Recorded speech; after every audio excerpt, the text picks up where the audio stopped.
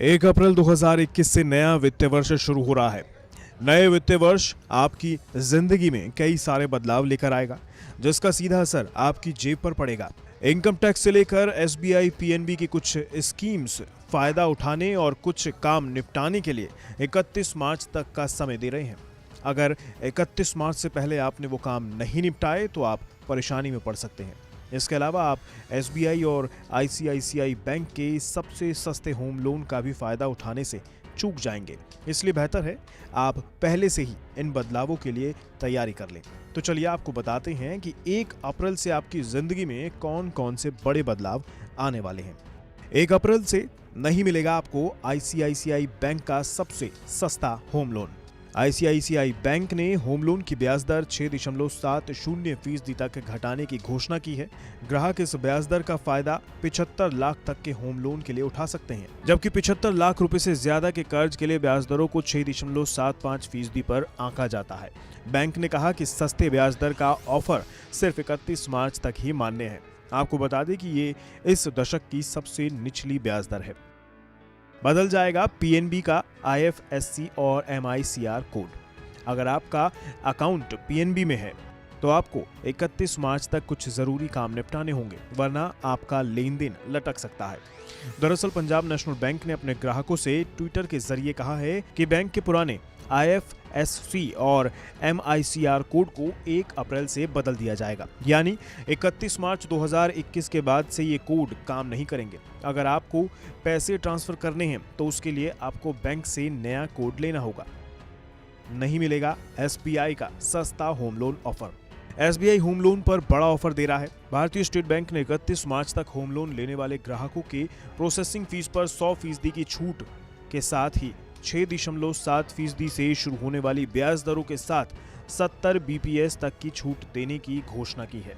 हालांकि लोन की रकम, ब्याज और प्रोसेसिंग फीस की माफी आवेदक के CIBIL स्कोर पर निर्भर करेगा। जो लोग होम लोन का लाभ उठाना चाहते हैं वे बैंक के योनो ऐप से होम लोन के लिए आवेदन कर सकते हैं। होम लोन के लिए आवेदन करने के लिए ग्राहक बैंक की वेबसाइट पर भी जा सकते हैं।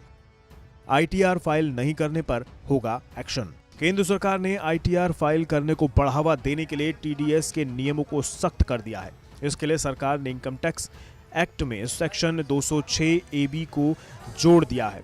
नए नियम के मुताबिक ITR फाइल नहीं करने पर 1 अप्रैल 2021 से 2 गुना TDS देना होगा।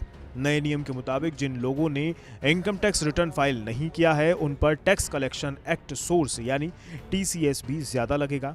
नए नियमों के मुताबिक 1 जुलाई 2021 से पीनल TDS और TCL दरें 10 से 20% होंगी, जो कि आमतौर पर 5 से 10% होती हैं। ITR दाखिल नहीं करने के लिए TDS और TCS की दर 5% या तय दर जो भी ज्यादा है उससे 2 गुनी हो जाएंगी। EPF कंट्रीब्यूशन पर लगेगा टैक्स। इनकम टैक्स के नए नियमों के मुताबिक 1 अप्रैल 2021 से सालाना 2.5 लाख रुपए से ज्यादा PF कंट्रीब्यूशन करने पर जो ब्याज के रूप में कमाई होगी उस पर आपको टैक्स चुकाना होगा। जिन कर्मचारियों की इनकम ज्यादा है वो PF कंट्रीब्यूशन के जरिए ज्यादा टैक्स ना बचा सकें, इसलिए सरकार ने ये कदम उठाया है। हालांकि मंथली 2 लाख रुपए की सैलरी वालों पर इस नियम का कोई असर नहीं पड़ेगा। 31 मार्च तक KCC पाने का आसान मौका। अगर आप किसान हैं और अब तक आपका किसान कार्ड नहीं बन पाया है तो निराश ना हो। सरकार 31 मार्च तक अभियान चलाकर किसान क्रेडिट कार्ड बनवा रही है। जिन किसानों को अभी तक KCC नहीं मिला है वे अपने नजदीकी बैंक शाखा में संपर्क कर सकते हैं। इसके लिए सरकार ने KCC लेने के तरीके को बेहद सरल बना दिया है। अब किसानों को एक बेहद आसान फॉर्म भरना होगा और 15 दिनों के भीतर उन्हें KCC मिल जाएगा। आपको बता दें कि KCC लोन पर 3 लाख रुपए तक के सेवा शुल्क को माफ कर दिया गया है।